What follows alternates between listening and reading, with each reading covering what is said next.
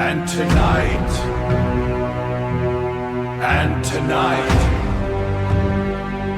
the vault is open. The legend of Al-Nadaha, Egypt. She called his name. He never came back. Based on accounts that could never be fully verified and disappearance records from Upper Egypt that were never fully explained. There is a word the men of Upper Egypt don't say after dark. They don't write it down. They don't even think it if they can help it. The word is Al-Nadaha. And the thing about Al-Nadaha is that she doesn't find you. She calls you by name, your full name, the one your mother gave you. And once you hear it, you go, every time. I spent 11 days in a village 40 kilometers south of Luxor. I wasn't there for the legend. I was following a pattern. 7 men, same stretch of river, different years, all gone between midnight and 4 a.m. The police called them drownings. The families called them something else. I sat with a man named Mahmoud, 63 years old, retired engineer, not a superstitious person by any measure. When he told me about his brother, his hands wouldn't stop moving.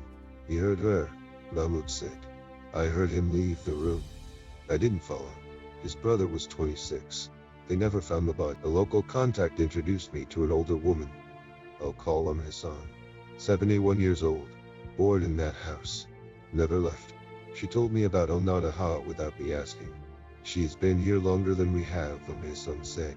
Longer than the first stone ever cut.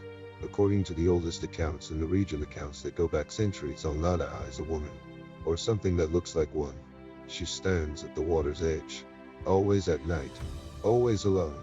And she calls. Not a scream. Not a cry. A voice. Though familiar. Warm even. She says a man's name the way his mother would say it, casual. Expected, like dinner is ready. And something in that sound makes rational thought stuck. Men who survived describe it differently. Some say it feels like remembering something beautiful you'd forgotten. Some say it feels like being pulled not physically but somewhere behind the chest. Some say they don't remember walking toward the water at all. They just arrive. The ones who come back are not the same. The ones who don't come back don't. Hassan lost her husband in 1974. She heard him rise from the bed. She heard the door open. She called his name 3 times. He didn't answer. Grateful for what? I asked. She didn't answer. 3 weeks after that harvest, he was gone. The account I'm about to describe comes from a man I'll call Yusuf. He asked me not to use his real name.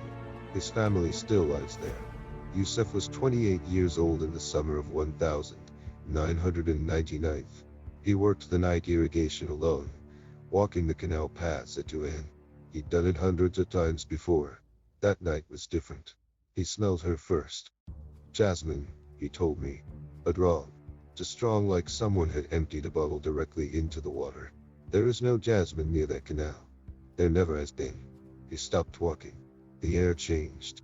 He described it as pressure, like the moment before a thunderstorm, when everything goes silent and slightly wrong. Then he heard his name. Not shouted, not whispered, said, Yusuf. He turned. She was standing at the edge of the water, 30 meters away. He told me he couldn't describe her face. Not because it was dark. He looked down, and whatever had hold of his mind let go. When he looked back up, she was gone. The jasmine disappeared the moment she did. Instantly, like a door closing. Yusuf stood in the dark and realized the ground beneath him was wet. He looked down. He was standing knee-deep in the canal. He had no memory of entering the water. No memory of the last 15 meters. He went home. Didn't sleep. At first light he went back to the canal and found his footprints in the mud. They walked in. Straight. Steady. No hesitation. There were no footprints walking back. He stood there looking at those tracks for a long time. Then he looked at the water. And somewhere across the canal, in the reeds on the other side, he heard something. Not a voice. Not exactly. More like the memory of his name. Still echoing. Al-Nadaha is not a story someone invented around a fire. She has a paper trail. Not a long one. Not a clean one. But it exists. In 1972, the Egyptian national newspaper Al-Nadaha published a regional report on unexplained disappearance. He described Al-Nadaha as a persistent regional phenomenon with remarkably consistent witness testimony across generations and geographic distance. What he meant was this. Men who had never met each other from villages hours apart described the same voice, the same smell, the same sensation of wanting to go. In identical terms, Dr. Ha noted something else, something he buried in a footnote on page 47 of his report.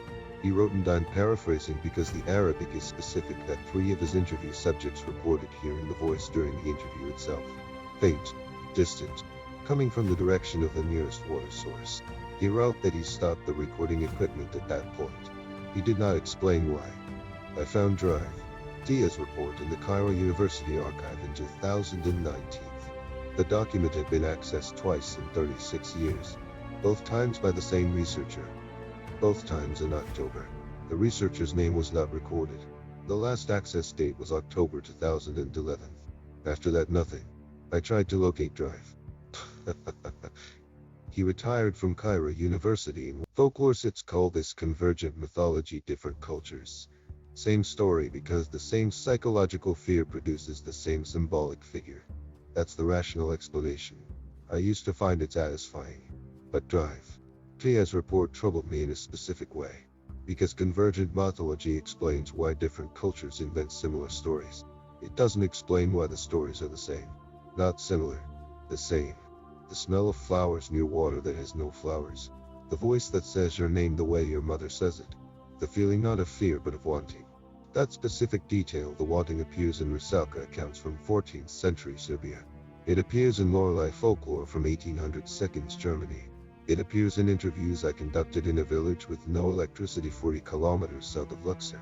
Those people had never heard of the Lorelei. I checked. I asked the Hassan directly, had she ever heard of a European water spirit. She looked at me like I'd asked something foolish. She's not European, Hassan said. She was here before Europe. I thought about that for a long time. Then I thought about something Yusuf told me, something I almost didn't include because it didn't fit anywhere cleanly. He said that after that night, for approximately 3 weeks, he could still hear it. Not the voice, not the name, just the feeling of it. Like a frequency his body had learned that it couldn't unlearn. He said it faded, mostly. Some nights, he told me, when it is very quiet, and the window is open. He didn't finish the sentence. He didn't need to. Because here is the thing about Al-Nadaha. Yusuf heard his name on a Tuesday in July 1999. For 3 weeks after that, the feeling stayed with him. I asked him what finally made it stop. He looked at me for a long moment. I moved, far from the river. Then quietly, I think she let me go. Not I escaped. Not the danger passed. I think she let me go. I don't have a clean answer for you. I went looking for a folklore story. I found police reports that don't add up. An academic document that stops being accessed after 2011. And a man who will not sleep near open windows. Make of that what you will. But, if you're ever in Upper Egypt, if you ever find yourself walking near the Nile after midnight, and the air suddenly smells like jasmine, don't try to see her face. Don't turn around. And whatever you hear, whatever says your name in that voice, the one that sounds like someone you love, don't answer it, because the ones who answer don't come back to tell us what they found. And the ones who almost answered, the ones like Yusuf, they come back different, still here, but listening, always listening, for something most of us will never hear. I hope. This is William, and this has been William's Vault. If this Tonight's file is closed, but the secrets below never sleep. Subscribe to hold the key to your return. And now, the vault is closed.